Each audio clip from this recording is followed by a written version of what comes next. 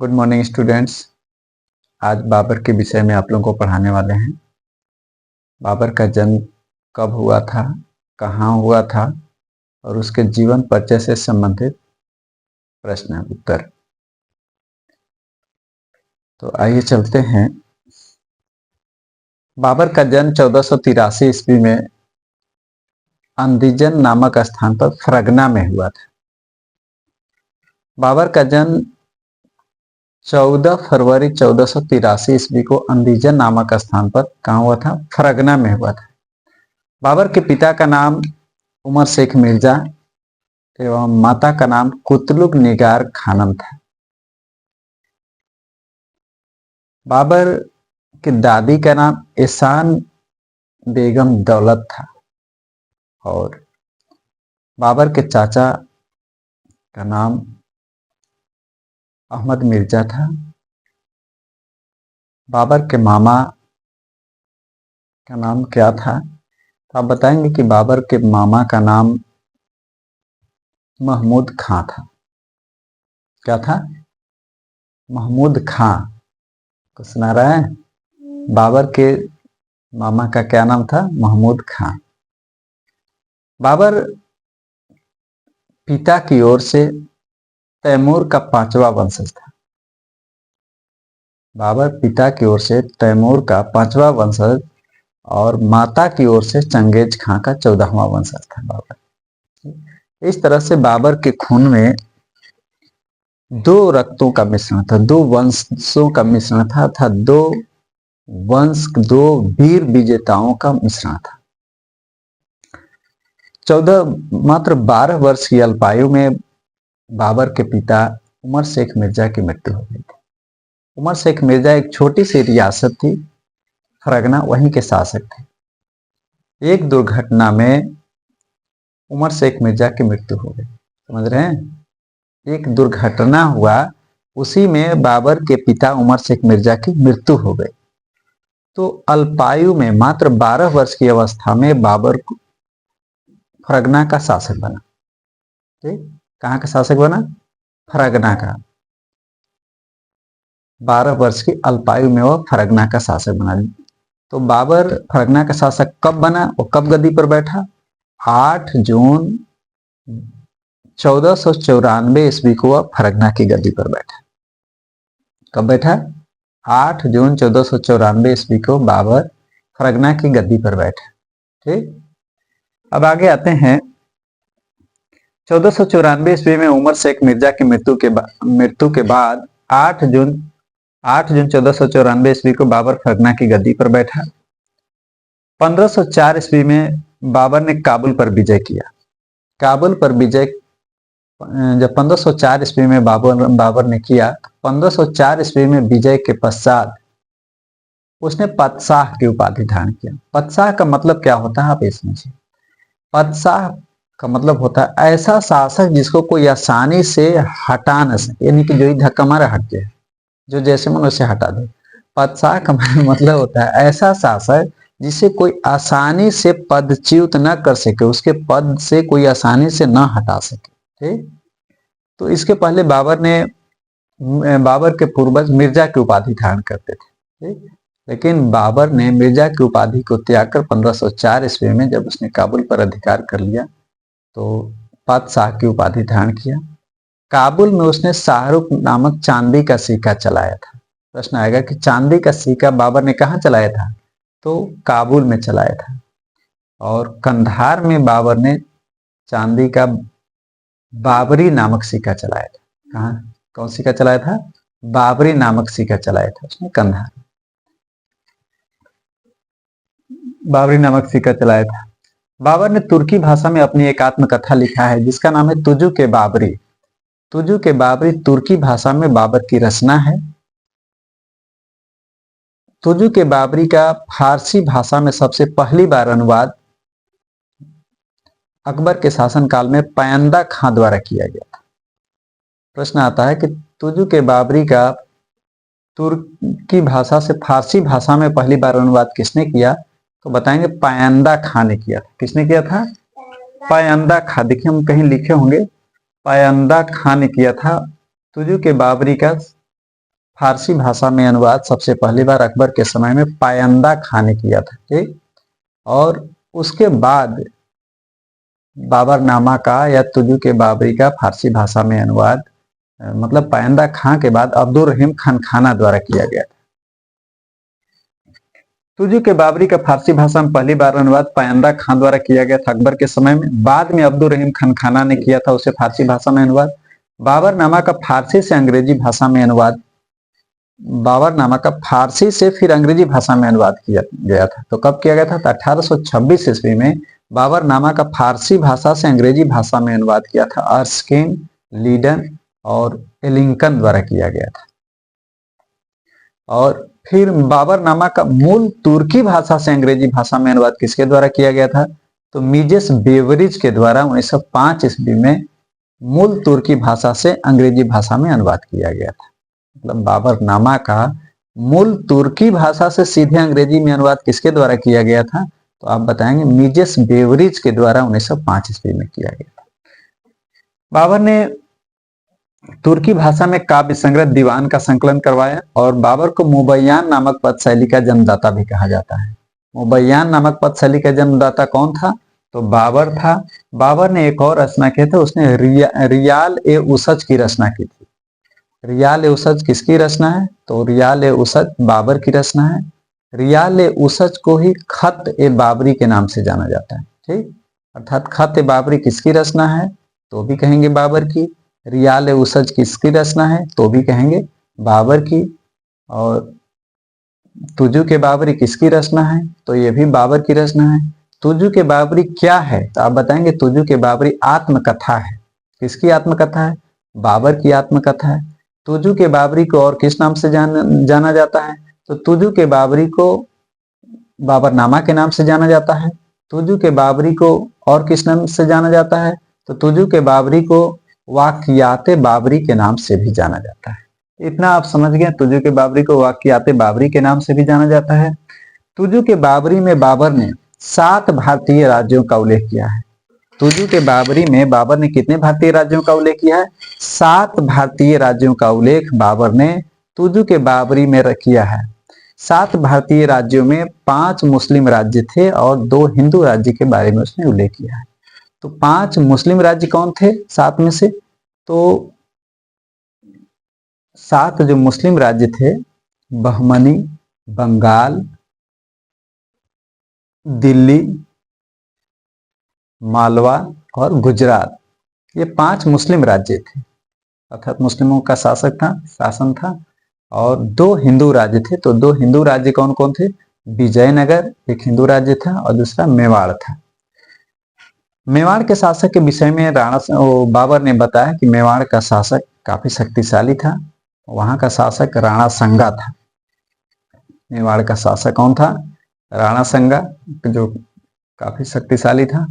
और विजयनगर के विषय में उसने बताया है कि विजयनगर का उस समय तत्कालीन शासक कृष्णदेव राय प्रथम था, जो बाबर के समकालीन था। और उसने संपूर्ण भारत का सबसे शक्तिशाली शासक उसने कृष्णदेव राय प्रथम को बताया। किसने बताया प्रथम? बाबर ने बताया। आगे आते हैं फरगना के शासक के रूप में बाबर के विषय में। अब जानते हैं कि फरगना के शासक, जब बाबर के पिता की दुर्घटना में मृत्यु हो गई 1494 ईस्वी में, तो मात्र 12 वर्ष की अल्पायु में बाबर ने 8 जून 1494 ईस्वी को फरगना की गद्दी पर बैठा। जब वो फरगना की गद्दी पर बैठा तो बाबर को उस समय तत्कालीन समस्याओं का सामना पड़ा। एक विकट परिस्थिति, विकट समस्याओं से उसे जूझना पड़ा था। क्यों? क्योंकि जो उसे सबसे ज्यादा उसके जो शत्रु थे, कोई गैर नहीं, उसके अपने ही सबसे ज्यादा शत्रु थे और बाबर के राज्य को हड़पना चाहते थे।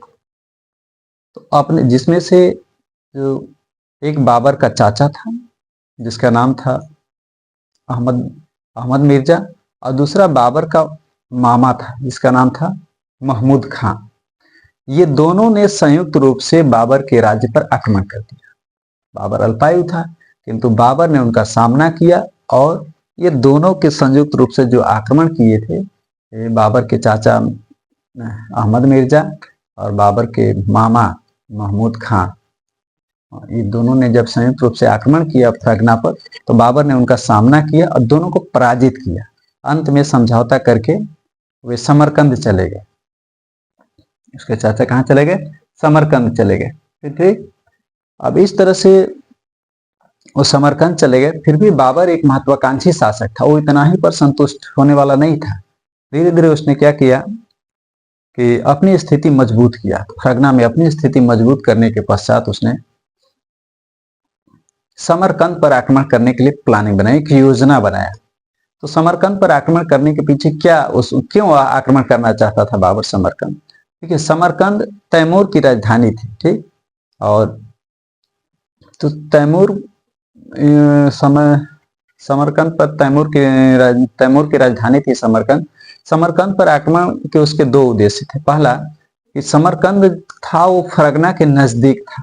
यदि समरकंद पर बाबर का अधिकार हो जाता तो पश्चिम से उसका राज्य सुरक्षित हो जाता। दूसरा वो समरकंद रहने के लिए स्थान पूरे विश्व में सबसे सर्वश्रेष्ठ आनंददायक स्थान था बाबर की नजर में। ठीक, इसलिए और समरकंद पर विजय के पश्चात उसकी ख्याति और बढ़ जाती थी। इसलिए उसने क्या किया, समरकंद पर आक्रमण करने के लिए प्लान बनाया, योजना बनाई। उसने 1496 ईस्वी में समरकंद पर आक्रमण किया, किंतु वो सफल नहीं। फिर उसने हिम्मत हारने वाला नहीं था। उसने बहुत धैर्यवान था बाबर। उसने 1496 ईस्वी में जब आक्रमण किया, सफलता नहीं मिली। फिर उसने 1497 ईस्वी में आक्रमण किया बाबर समरकंद पर, और 7 महीना घेरा डालने के बाद समरकंद पर उसका अधिकार हो। किंतु समरकंद पर उसका अधिकार तो हो गया, किंतु उसका अधिकार यह चिर अस्थायी नहीं रहा, मतलब हमेशा स्थायी नहीं रहा। 100 दिन तक समरकंद में रहने के बाद वह फरगना से अनुपस्थित रहा। समरकंद पर उसका अधिकार हो गया, वह समरकंद में रहने लगा। 100 दिन होते होते जैसे वो फरगना से 100 दिन अनुपस्थित हुआ, तो फरगना में विद्रोह हो गया।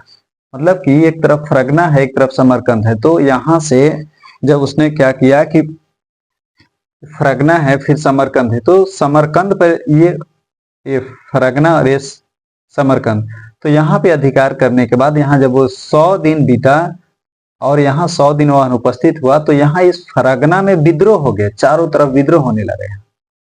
बाबर ने सोचा विद्रोह को दबाने के लिए उसने क्या किया कि समरकंद से चल दिया, समरकंद से प्रस्थान किया विद्रोह को दबाने के लिए फरगना में।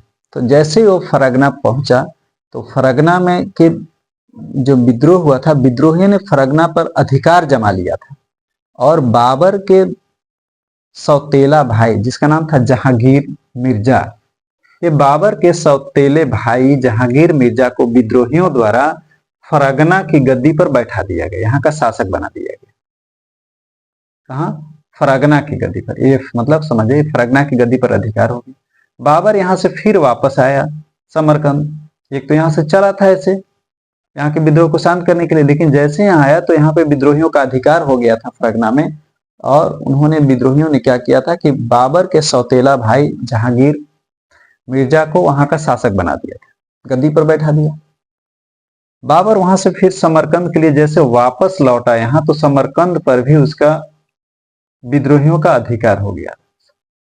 समरकंद पर किसका अधिकार हो गया था? सैबानी खां ने समरकंद पर अधिकार जमा लिया था, यहाँ का पर भी अधिकार जमा लिया गया।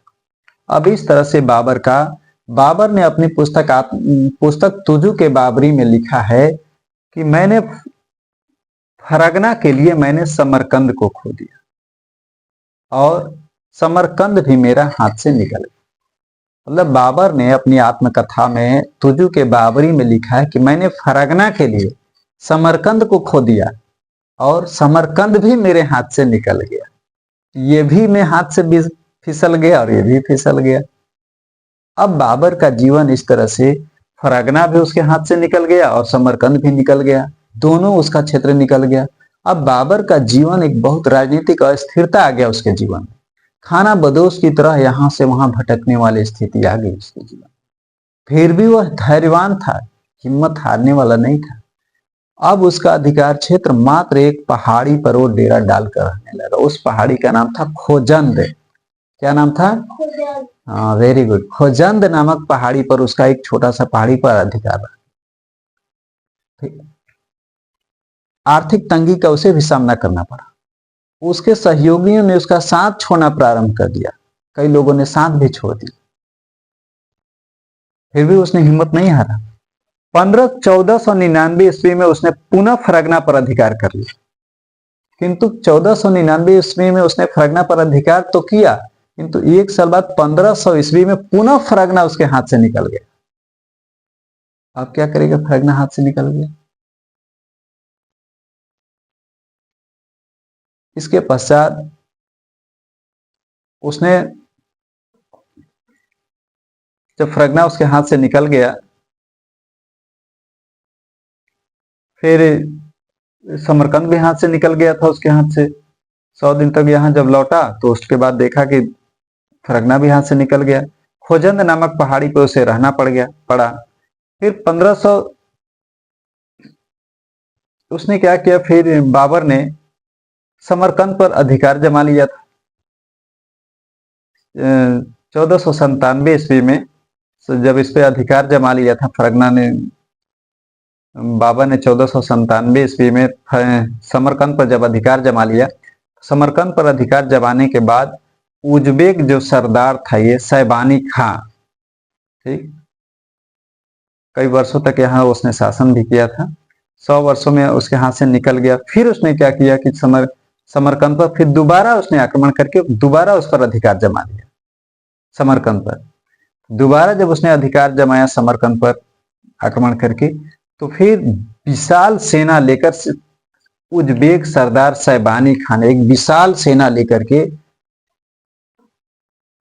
सर ए पुल के मैदान में बाबर को बुरी तरह से पराजित किया। अब उस युद्ध में बाबर ने पूरी तरह से पराजित किया और शासक है ये सैबानी खान ने बाबर के खिलाफ सर ए पुल के मैदान में उसने तुलगम्मा युद्ध नीति का प्रयोग किया था। बाबर के विरुद्ध तुलगम्मा युद्ध नीति का प्रयोग किसने किया था? तो सैबानी खान ने किया था। इस तरह से बाबर को पूरी तरह से उसने, सैबानी खान ने 1502 ईस्वी में बुरी तरह से पराजित कर दिया और बाबर को मध्य एशिया में खदेड़ दिया। इस तरह से बाबर अब समरकंद की ओर हमेशा देखना बंद कर दिया।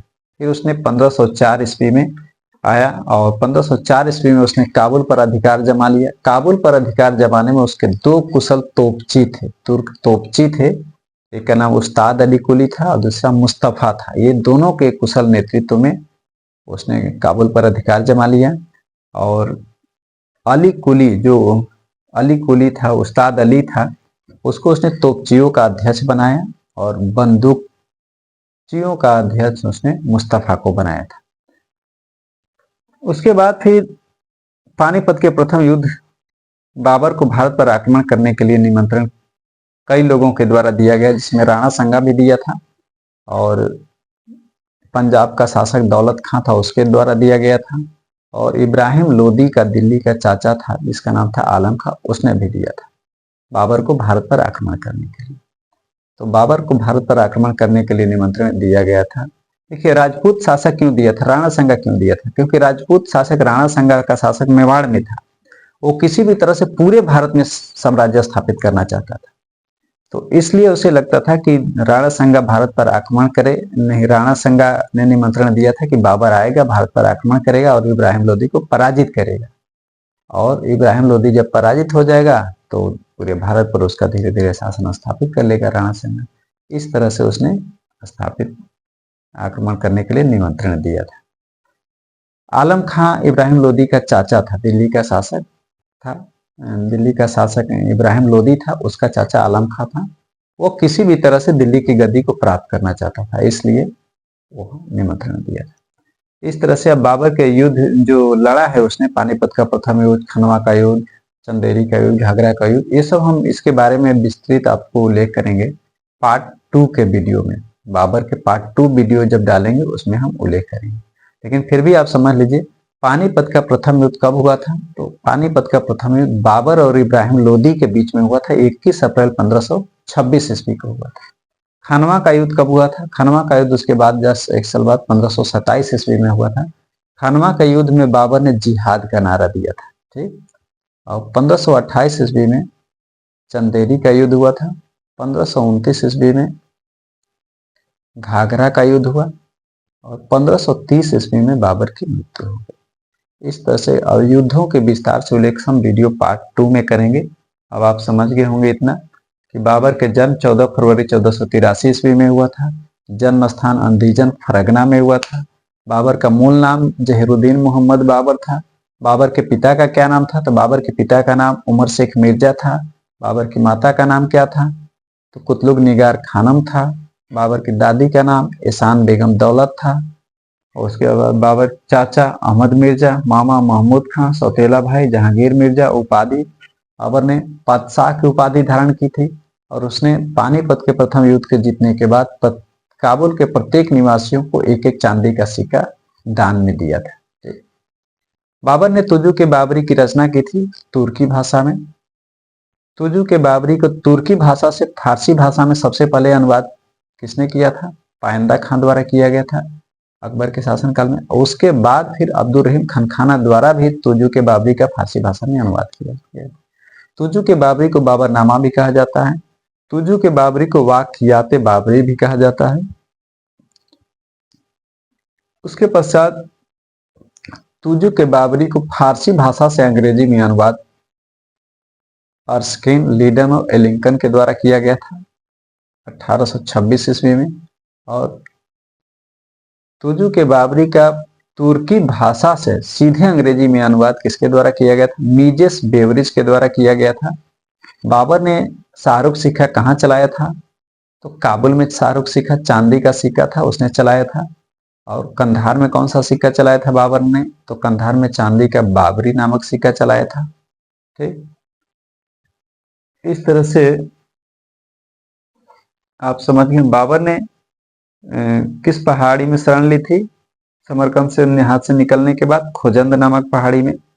फरगना पर पुनः अधिकार कब किया था? 1499 ईस्वी में। 1500 ईस्वी में पुनः उसके हाथ से निकल गया। तो मुबैयान नामक पद शैली का जन्मदाता कौन था? तो बाबर था। बाबर कितनी वर्ष की अल्पायु में फरगना की गद्दी पर बैठा था? तो मात्र 12 वर्ष की अल्पायु में उसने फरगना की गद्दी पर बैठा था।